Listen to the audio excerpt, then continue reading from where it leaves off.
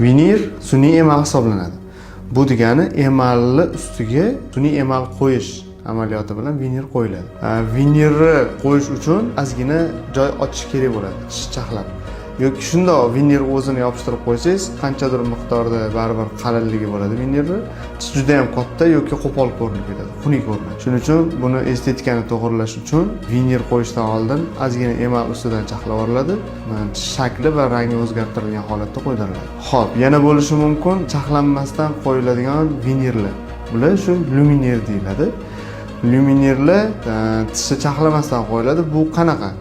Tishi formasi, ya'ni tishi ko'rinishi xunuk holatda bo'lsa, qanaqadir qirralari shu qismlar chiroyli holatda bo'lmasa, ularni to'g'rilash uchun faqatgina shu qirralariga ko'proq e'tibor beriladi. Luminir qo'yilganda ustki qismi bo'lsa, juda ham yuqa, varroga o'xshagan holatda bo'ladi, tish ustiga yopishtiriladi.